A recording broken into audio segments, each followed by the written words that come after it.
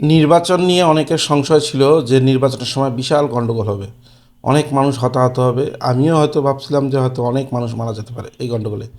কিন্তু আশ্চর্যজনকভাবে নির্বাচনের ঠিক 48 ঘন্টা আগে দেশের আইনশৃঙ্খলা সম্পূর্ণ নিয়ন্ত্রণে চলে আসে। অনেকে বলতেছে যে তাহলে যদি নিয়ন্ত্রণে আসেই, তাহলে গত 18 মাসে কেন আইনশৃঙ্খলা ওইভাবে নিয়ন্ত্রণ আসলো না। এখানে একটা টেকনিক্যাল বিষয় আছে, সেটা আসলে বাংলাদেশের সাংবাদিকরা এড়ায় যাচ্ছে। আমি অন্তপক্ষে কোনো সাংবাদিককে এই ধরনের কথা বলতে দেখিনি যে হঠাৎ করে কিভাবে আইনশৃঙ্খলা এতটা নিয়ন্ত্রণে আসলো।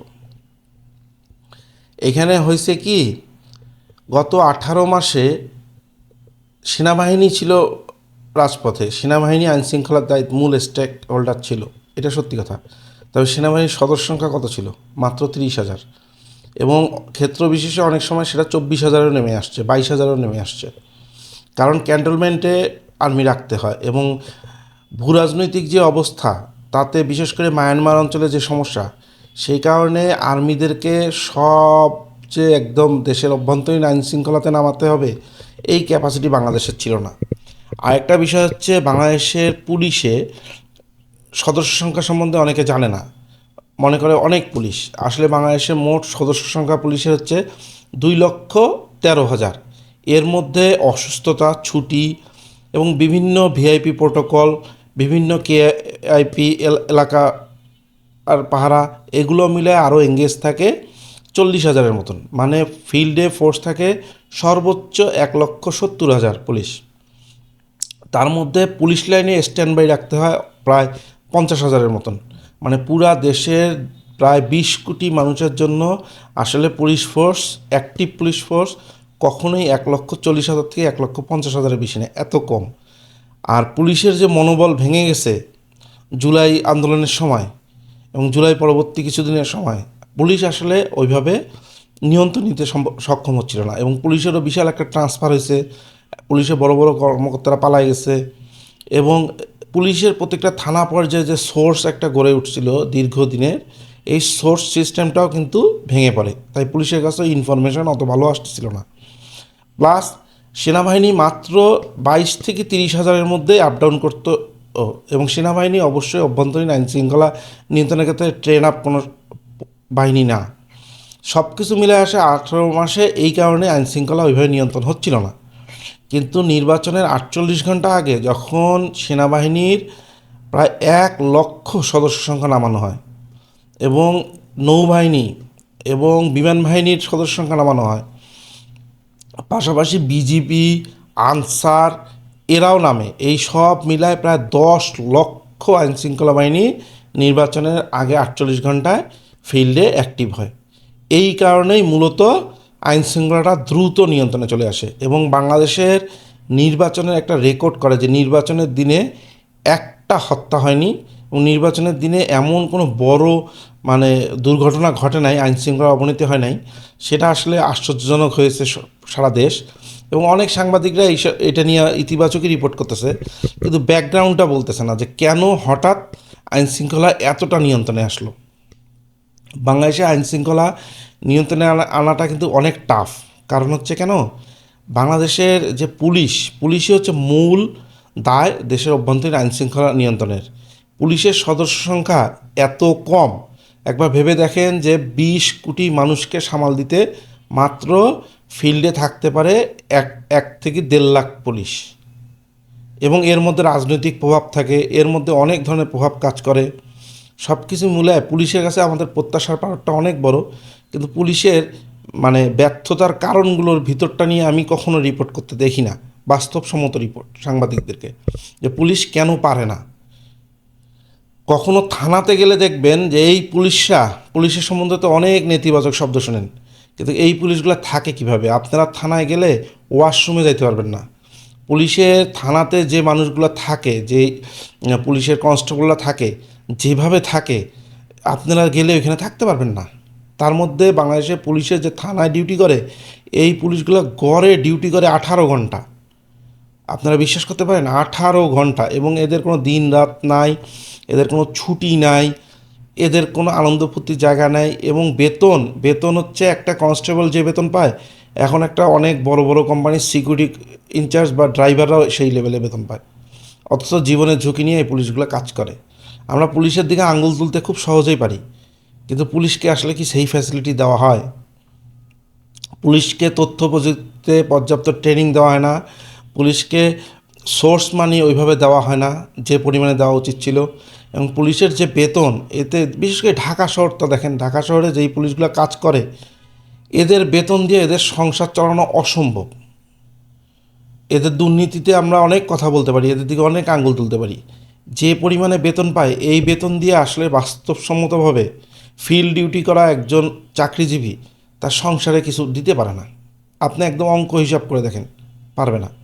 কিন্তু পুলিশের ঘাড়ে আমরা দোষ দিই। একটা মানুষ ঢাকা শহরে যদি বাসা থেকে বের হয়, কিছুই যদি তার খরচ না হয়, তবুও তার 500 টাকা খরচ আছে, তার মানে হচ্ছে মাসে অলমোস্ট 15,000 টাকা।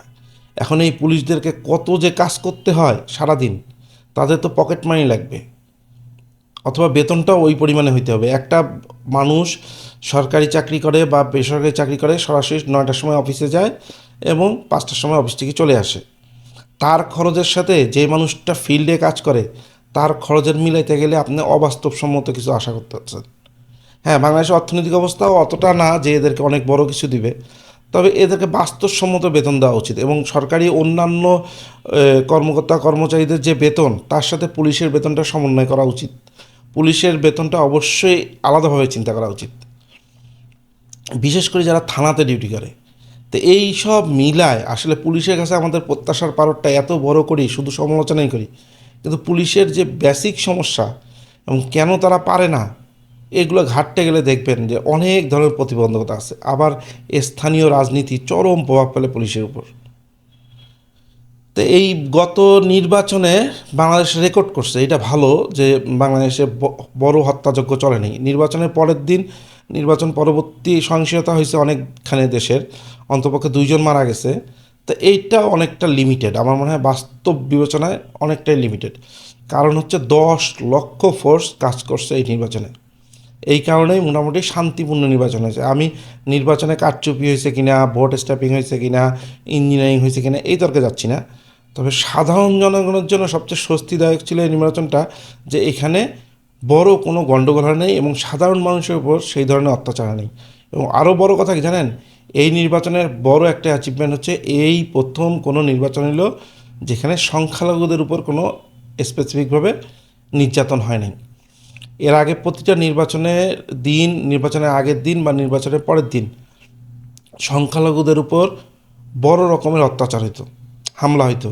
এই প্রথম নির্বাচন হলো যে সংখ্যালঘুরা অন্তপক্ষে শান্তিতে নিঃশ্বাস ফেলতে পারছে, এটা একটা অ্যাচিভমেন্ট। তা আমরা না আসলে আইন শৃঙ্খলা নিয়ন্ত্রণের কথা বলি, কিন্তু আইন শৃঙ্খলা নিয়ন্ত্রণের অনেক আলোচনা করি, সাংবাদিকরাও অনেক আলোচনা করে, কিন্তু আইন শৃঙ্খলার অবনতির পিছনে বেসিক কতগুলো কারণ আছে, এগুলো নিয়ে আমি কখনো সাংবাদিকদের কথা বলতে দেখি না। ওরা শুধু সমালোচনাই করে।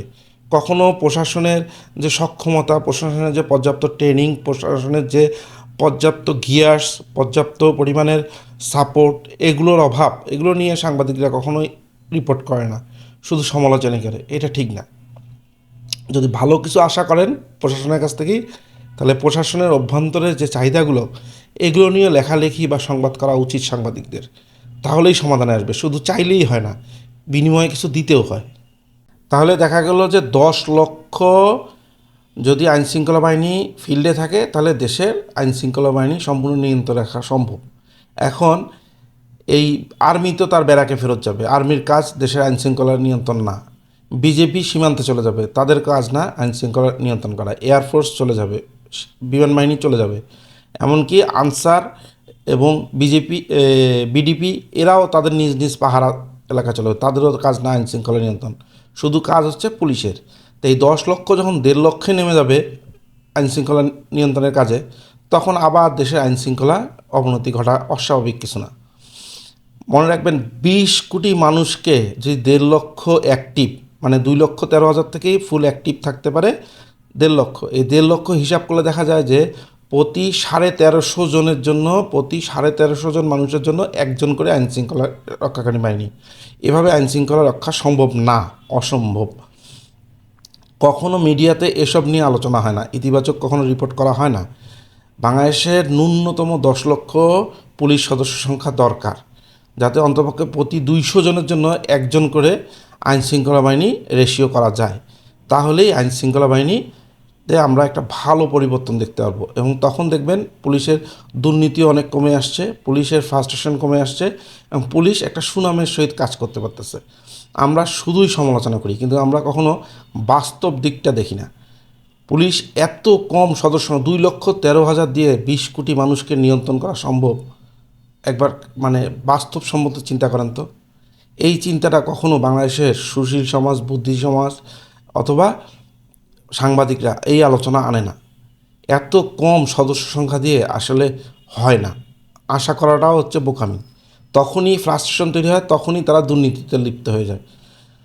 তো পুলিশের সদস্য সংখ্যা বাড়ানো খুবই জরুরি। অন্তপক্ষে এখন 2,13,000-কে সরকারের উচিত আগামী 5 বছরে এটা 5 লক্ষ নিয়ে যাওয়া, এবং পরবর্তী 5 বছরে এটাকে 10 লক্ষে নিয়ে যাওয়া। নাহলে বাংলাদেশের আইন শৃঙ্খলা কখনোই আশানুরূপ পাওয়া অসম্ভব। এটা নিয়ে সবার আসলে মুখ খোলা উচিত এবং পুলিশের সুযোগ সুবিধা বৃদ্ধি করা উচিত।